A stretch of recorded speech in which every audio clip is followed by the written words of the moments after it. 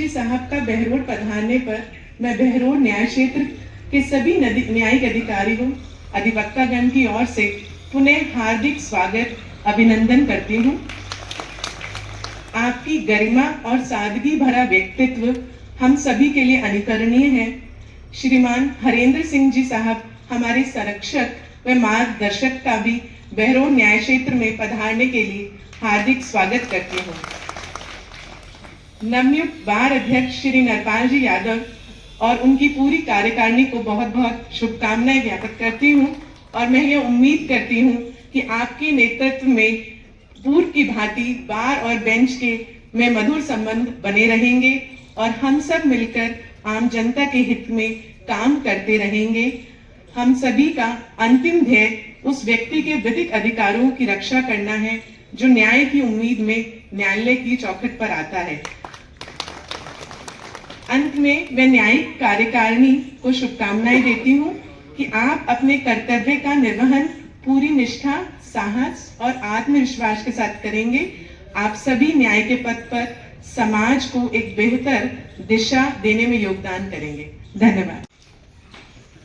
कुछ ऐसे कारण हो गए कि मैं समय से नहीं आ पाया।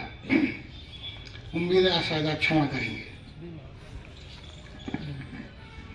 मुझे आपने यहाँ बुलाया, इतना सम्मान दिया, उसके लिए मैं अपने हृदय की गहराइयों से आपका आभार व्यक्त करता हूँ।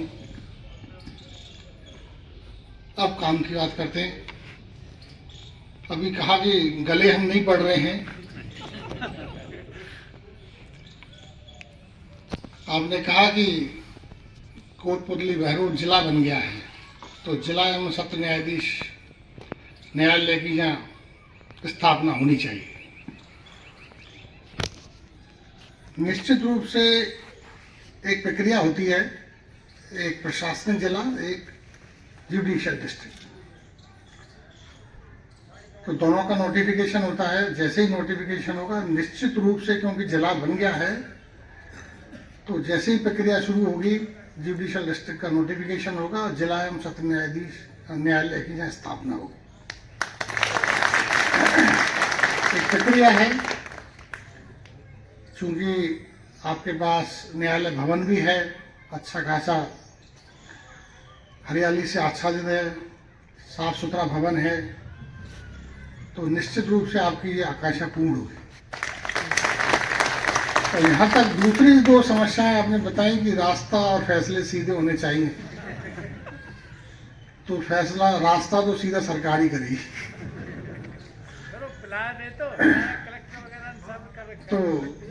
तो आपकी पैरोकारी में कमी है ना? हाँ, कहीं ना कहीं आपकी कमी है। सरकार का घेराव करो, सरकार को पकड़ो। आपके नुमाइंदे हैं सरकार में, वोट देते हैं आप, तो समस्या है, सरकार निपटाएगी समस्या है। तो और यहाँ तक आपने कहा कि पीआईएल है, तो खंडपीठ में आप पीआईएल दाखिल करिए। अगर खंडपीठ को ऐसा लगेगा कि आपकी पीआईएल में दम है, तो निश्चित रूप से जो भी राहत मिलनी है वो मिलेगी आपको। अभी जैसे डीजे साहब ने कहा कि जब जिम्मेदारी आती है तो आदमी को सौम्य होना चाहिए, विनम्र होना चाहिए। निश्चित रूप से उन्होंने बिल्कुल सही कहा। और जब जिम्मेदारी आती है तो जिम्मेदारी के साथ बहुत सारी परेशानियां भी आती हैं। लोग कटाक्ष भी करते हैं।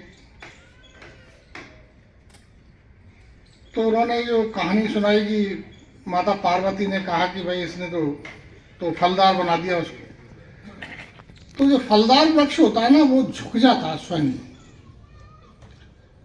और लोग पत्थर भी फलदार वृक्ष भी मारेंगे, सूखे झाड़ में कोई नहीं मारेगा। तो इसके लिए जब जिम्मेदारी आती है तो इन सब चीजों के लिए तैयार रहना चाहिए। इस परिसर में मेरा ये आने का दूसरा मौका है। पहला मौका शायद आप लोगों को याद नहीं, मैं जब राजस्थान उच्च न्यायालय बार का मैं अध्यक्ष था, तो 2019 में मैंने यहाँ आया था। हाँ, आपका उस समय भी हमने सम्मान किया था। हाँ, तो मुझे बड़ा अच्छा लग रहा है यहाँ दोबारा आके, और मैं नवनिर्वाचित अध्यक्ष और उनकी कार्यकारिणी को ढेरों बधाइयाँ देता हूँ, शुभकामनाएं देता हूँ, और निवर्तमान कार्यकारिणी को उसके किए गए अच्छे कार्यों के लिए भी बधाई देता हूँ। और एक अपेक्षा हम करते हैं, चूंकि मैं आप लोगों के बीच में से 2 साल पहले बेंच में गया, 27 साल मैंने बड़ी शिद्दत से और बड़े जुनून के साथ वकालत की और बड़ा आनंद लिया वकालत का। आप लोगों के साथ, जैसे हमारे जयपुर से पधारे परेश जी हैं, अशोक हैं, ओला साहब हैं, यादव साहब हैं, अतुल है, इन सब ने मुझे वकालत करते देखा तो अभी जैसे कहा कि बहुत सौम्य हूँ, लेकिन बेंच ने मुझे कभी सौम्य माना नहीं। एक हमारे माननीय न्यायाधीश थे आलू वाले साहब, उन्होंने तो हमारी पत्नी से ये कह दिया कि आप इस आदमी के साथ रहते कैसे।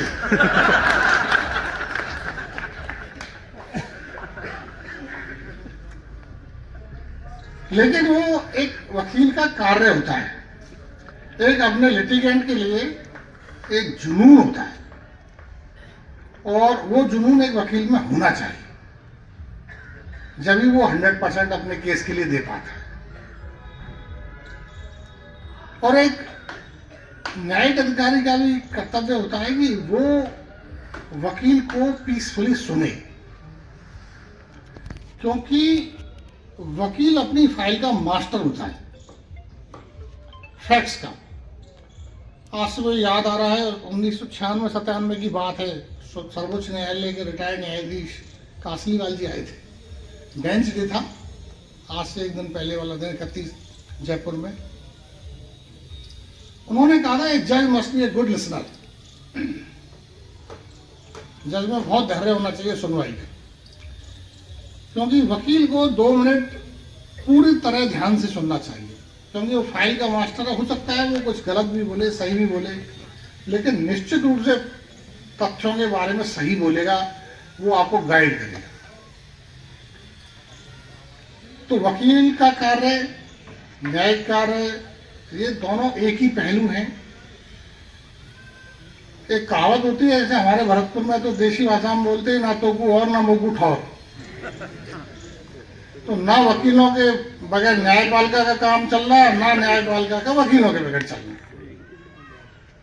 तो हमको मिलजुल के उस लिटिगेंट के प्रति कार्य करना है जो बड़ी उम्मीद से सबसे पहले आपके पास आता है,